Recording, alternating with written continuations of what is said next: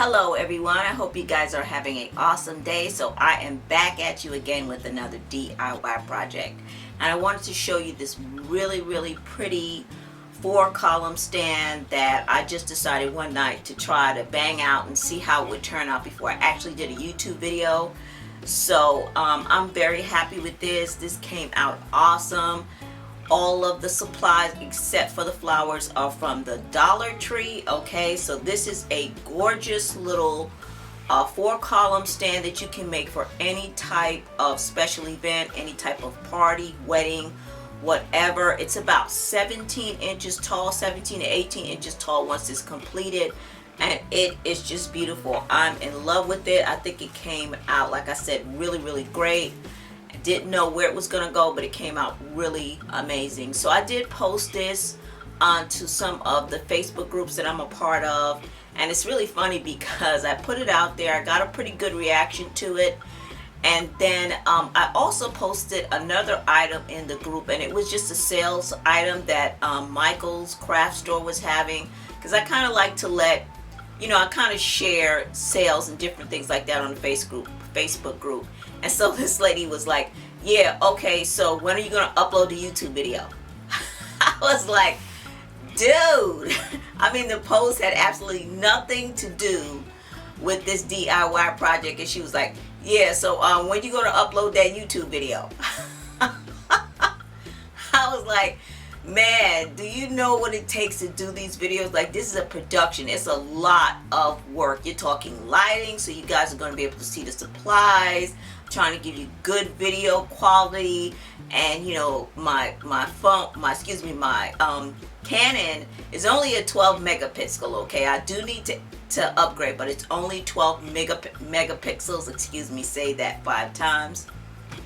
And so I try to make sure that I have the lighting correct, because the more lighting I have, the better the video looks. I do take into account the time of day that I make the video. I got to set the camera up, the whole 9. So this is a lot of work. Like, you're talking easy. You could easily eat up 4 to 5, maybe even 6 hours doing a 15 to 20 minute video. Okay, so my life ain't all about DIYs.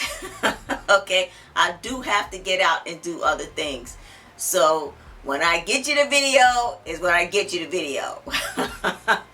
All right, guys, but I love the support. Okay, I love you guys for supporting me and for giving me the thumbs up on my DIY videos and stuff like that. I totally appreciate you. Just give the sister a break, will you? All right, so enough of the mini rant that I squeezed in. Let's go ahead and get into this, and I'm going to show you the supplies that you're going to need.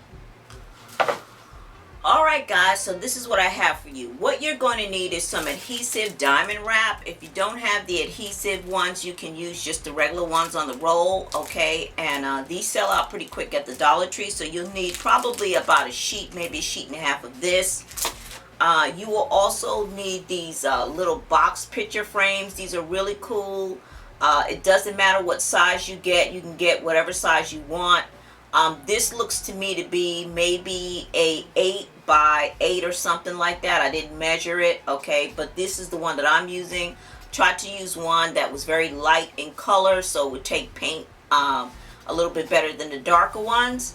And this is what it looks like on the back, okay? So you will need 2 of these bad boys, okay? And then, how do I make the columns? I got a lot of questions. How did you make the columns? Here we go. The Ninja Blow Dart Shooter. This is what I use. It is in the toy section, okay? Please don't take all of these. Leave some for the kiddies, because the kids are going to be disappointed if they go to Dollar Tree and you guys buy all these out to make centerpieces. Okay? Leave some for the kids. So you will need 4 of these ninja shooters, okay? And I think these are new.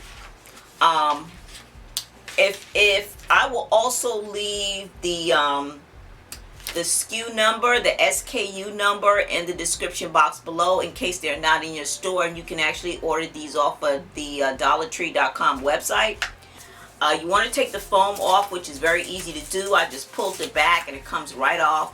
And then basically this is your column. This is what we're going to be using for a column, okay? So I'm going to go ahead and prep and get all 4 of these out of their packaging. Alright, so what we're going to do, guys, is we are going to get we're going to take the first picture frame, and we're going to use this as our bottom. We're going to start attaching these to the picture frame with some hot glue. And you want to use Arrow hot glue. That's a very, very good hot glue, or Gorilla hot glue. You may also want to use E6000 just for extra reinforcement. I did, and it won't hurt. I'm going to use the white E6000 because I feel like that's stronger than the clear E6000, and it won't matter because no one will see it anyway. Okay, so we're going to go ahead and attach this inside of our frame. And what you want to do is you want to attach the part that has the funnel part to it, because that's going to be the widest. So you want to make sure that you attach this first, and then do the one that has the small hole to it. Do that last. So attach the funnel part first. And what I'm going to do is I'm going to apply some E6000 around the rim. And the white glue sticks way better than the clear glue. And it shouldn't drip because it's kind of thick, so it shouldn't drip. Hopefully it won't. And this is just for extra reinforcement, so that's what that looks like. And then I'm going to put a generous amount of hot glue right inside of my frame. And then I'm going to attach my funnel. And you're going to need to leave it there for a little while so that it can bond. So just keep pressing down on it for a good, I'd say maybe 10 minutes, just to make sure that it really, really, really bonds. Get it as flush in the corners as you possibly can. And then just squeeze it, and I like I said, hold it for a good 10 minutes if you can, so it can really bond to the frame. Alright everyone, so ideally you want to wait about maybe 15-20 minutes. Let this thing really like bond, okay? And this is what that's going to look like. As you can see, my glue and everything. Alright guys, this is what it's going to look like when the columns are applied inside of the frame. I would suggest that you use a generous amount of glue. Don't worry about what it looks like in here. It's more important that you use a lot of glue so that this holds as opposed to not using it. Now this is going to be the top. You can always cover over all of this with some sparkling foam paper. This is what the sparkling foam paper looks like. It's really pretty. You can get this from Hobby Lobby, Michael's, Walmart, and you can take this and cover up the inside. So don't worry about using a lot of glue. I'm not going to do this to save time, but you can actually like cover up the inside with this sparkling paper, and then that will take care of it. If you put it on the table and people are looking up at the centerpiece, they won't see all of that. Okay, so that's just a suggestion. Now what we're going to do is we're going to go to the next stage, which is to attach the top. Let me move my camera back. Then you want to start pushing your bottom columns into position. You just want to make sure that they're straight, remembering that the top flares and the bottom doesn't. Okay, so it's not going to be an exact match. It's not going to match up exactly the top and the bottom. So just kind of play with it. It flexes back a little bit, so kind of hold it and look at it real good. See if the columns are straight to you, and then if you feel like the position looks good, then go ahead and take a Sharpie or a marker and go ahead and mark where you should be applying your glue and where you want to set these columns inside this frame.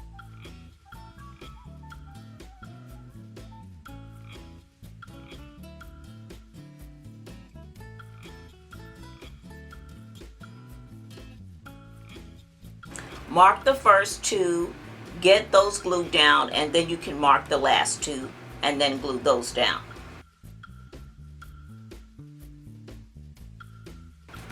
And then I'm going to press down very firmly and hold it so that it will set. And I'm going to hold these things for about a good 2 to 3 minutes.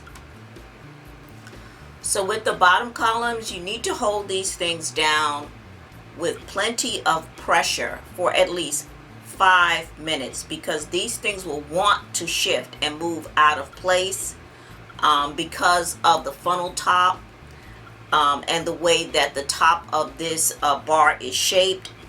So you want to apply your glue and then apply pressure. Hold the columns still for at least 5 minutes before you release pressure, to give the glue enough time to really stick to this thing so that it doesn't move. Okay, I am back, guys, and this is the next day, and we are done. This thing is solid. I mean, it's really, really sturdy. That glue is amazing. That hot glue, the arrow hot glue, so it's in here pretty good. I put a generous amount of glue, so it's pretty sturdy to me. Now what I've done is I've put some masking tape. I put some masking tape here on the sides because I am getting ready to paint this. So we're going to get ready to paint it. Okay, guys, so we're back. This is fully painted. I didn't go hard with the paint because this is just an example to show you guys how to do it. But what I would suggest you do is to make sure that you clean the poles off real good with some alcohol, wipe everything down, and then paint it so that you get a nice finish. So this is it, guys. This is the basis of your 4-column stand. Alright, guys, so we're going to be using some of this diamond wrap adhesive paper. I've used this in other videos, and we're basically going to cover the bottom of this, and then we're going to cover the top. Okay, but I'm not going to change my camera angle until it's time to cover the top. But before we do this, I want to cover this area first. So you can either use some sparkling, and I love this. This is some silver glitter duct tape by Art Skills, and they sell this at Dollar General, not Dollar Tree, Dollar General. Or you can use some sparkling adhesive paper, and I also got this from the Dollar Tree. From Dollar General, sorry. I was so used to saying Dollar Tree. So this is sparkling adhesive paper. I got this from Dollar General. So what I'm going to do is, I think I'm going to use the last of this paper.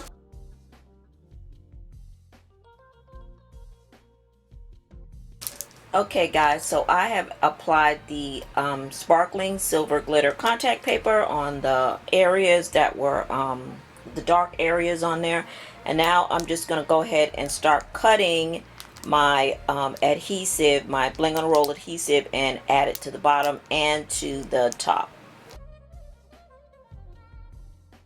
Okay, guys, so we have applied our diamond wrap to the bottom of the columns and also up at the top.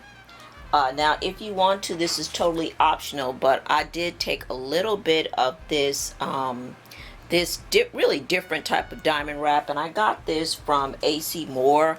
This is what it looks like, and I basically just cut a couple of strips, and I don't want to cut this up because I'm going to use it for another project, but I just basically cut a couple of strips and I embellished the bottom, and you can also embellish the top. I think I embellished the top as well. So you can add some extra bling on the bottom if you want to, just to kind of give it a little bit of factor. It's totally up to you. We're going to add our floral foam, and what you want to do is just kind of position your floral foam before you start to hot glue it down. I am not going to hot glue mine down because this project is already done. I got this dry floral foam from the Dollar Tree, and you probably need about 3 of these bricks, and that's what they call it in the fresh flower world. They call it bricks. And then you can just cut like this third one down so that it fits exactly on the top. Alright, guys, so we are ready to put our florals. Now we have our floral foam attached. You can attach that with hot glue. Everything's done. You're ready to rock and roll. All you need to do now is attach your flowers. I will show you the one that's already completed. So this is the one that's completed. We'll get this one out of the way. And this is our completed project. That looks awesome.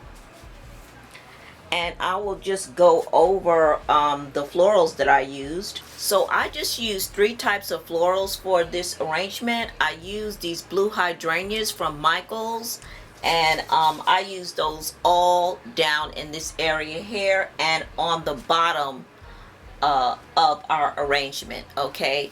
And then the hydrangeas that I used on the top as a accent are these hydrangea bushes, hot pink hydrangea bushes from Family Dollar. You could probably find this at a craft store somewhere. Don't know if you're going to get this good of a price, but these are gorgeous, and I use those up at the top.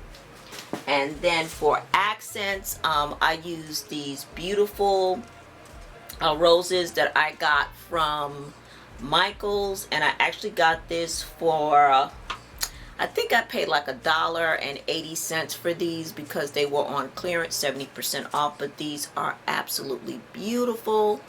And I used the larger one right here, the smaller rose right down here, and then I used 2 of the rose buds on this side and on that side, so they kind of straddle each other.